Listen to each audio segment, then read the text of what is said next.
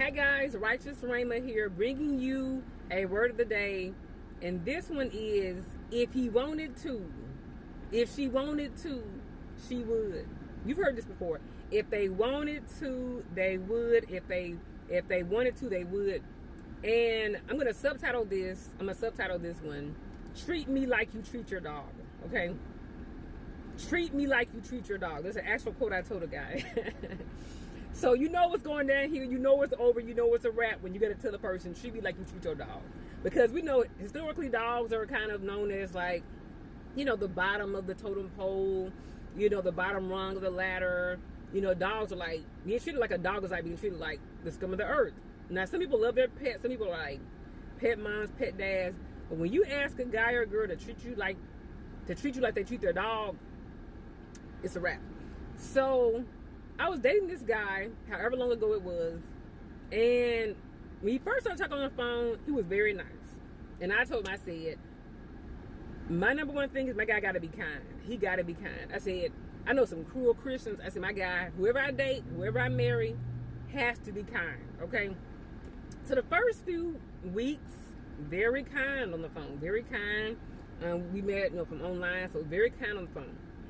But then I noticed as time went on, he began to just be kind of a little sarcastic, a little mocking, a little, coarse jesting as the Bible talks about.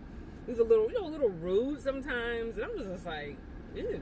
And I knew the difference was because at first I could have him on speakerphone. My little sister, my niece would be in the car, he'd be on speakerphone. He would never say anything. I had to say, hey, my family's in the car. Hey, so-and-so's in the car. Don't say nothing crazy. I never even had to do that with him in the beginning. He just was very mannerable, gentlemanly, all the things.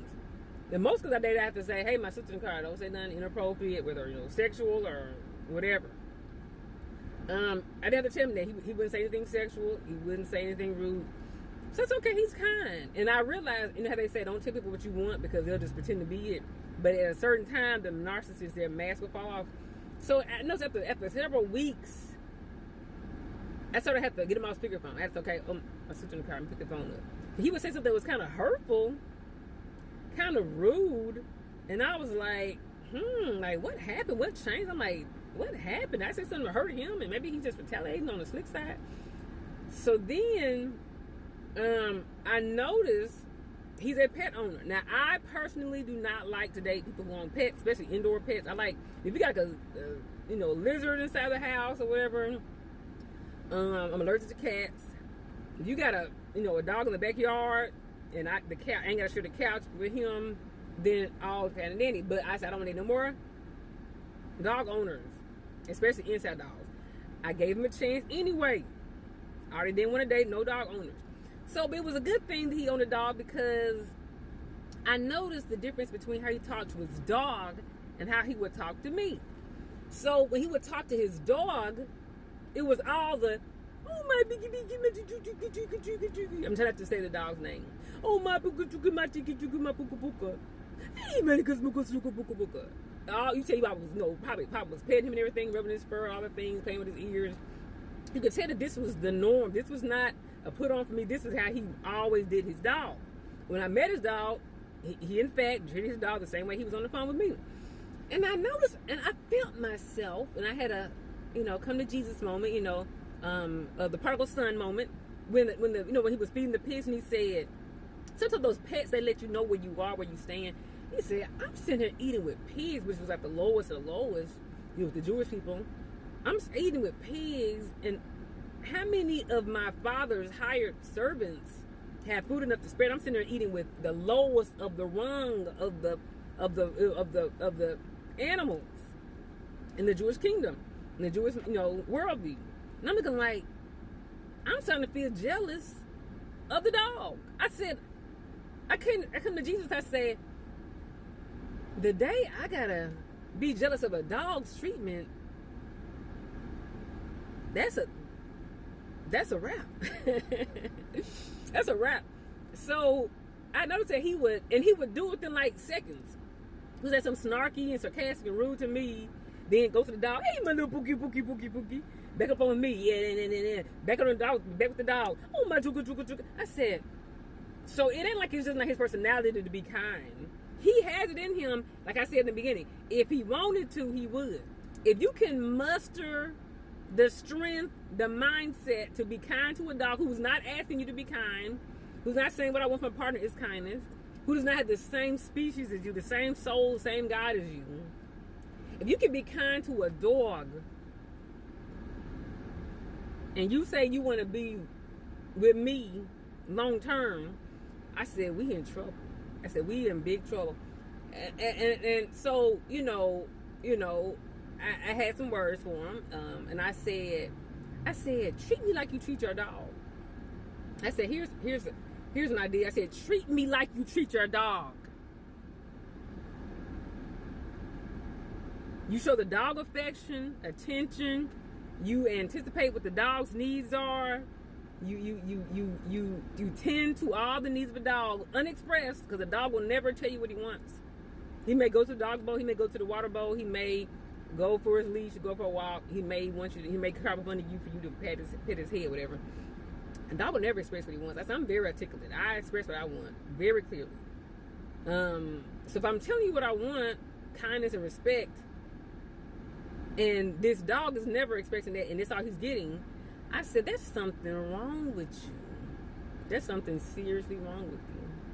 There's something seriously wrong with you. And so when you ask somebody to treat you like they treat their dog, even if they're really good to their dog, a human being, especially of a certain age and whatnot, and Christian background, shouldn't have to be told to treat a potential partner like they treat their dog. If they wanted to, they would. Again, it wasn't like he didn't have it in him. It wasn't like he was just rude to the dog, rude to his parents, rude to his coworkers, rude to the waitress, rude to whoever. It wasn't like he was just in here to be rude out of way. Because I used to be like rude out of way. I used to be like, I don't say to be rude. I used to be very, point, to the point, very professional, just very, sterile. I used to be very just professional, not a lot of affection, not a lot of, the sentimental thing. I used to be like that until it's like several years ago. I used to be like that. So it's one thing if it's not your personality and you're learning to be affectionate with babies, affectionate with pets, affectionate with, whatever. You know how to do it. You know how to treat someone with kindness. You know how to treat that dog with kindness. And then I saw later on a lady was telling me how she had a Christian narcissist ex-husband. They married for 8 years, and she noticed that the man would be so kind to his dog. He loved his dogs. I don't know if he had 2 or 1. He was so nice to his dogs, and so they had an argument one time, and she was like, "Hey, can you treat me like you treat your dog?" And I said, confirmation.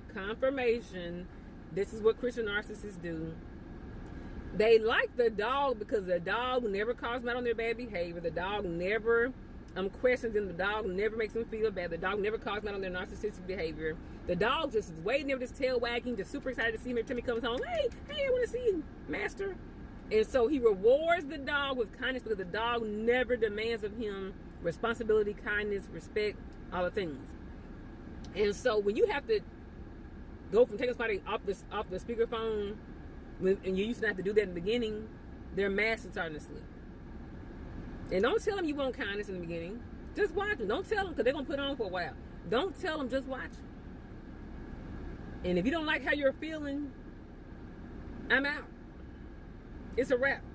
So yes, you are. If they wanted to be kind to you, they will be kind to you. Because guess what they do when they go to court? They're kind and respectful to the judge. When they go in for an interview, they're kind and respectful to the interviewer when they see their doctor. They're kind and respectful to the doctor when they see a police officer. They're kind and respectful to the police officer when they see their best friend or their best friend's mom. They're kind and respectful to the mom and the best friend and the best friend's mom. They know how to treat you. That's the secret. They know how to treat you the entire time. They just don't care to treat. It's not an awareness problem. It's a careless problem. They don't care to treat you right because they don't think you deserve respect like that right there. Okay? So yes, you all, if they wanted to treat you with kindness and respect, they would. And when you have to ask somebody to treat you like they treat their beloved pet, it's over. It's over. Thank you for watching. Please buy my book on Amazon, Righteous Rhema. This is the author name. That's my author name. Gaslit, Escape from the Narcissist Pit on Amazon. Thanks for watching, guys. Bye.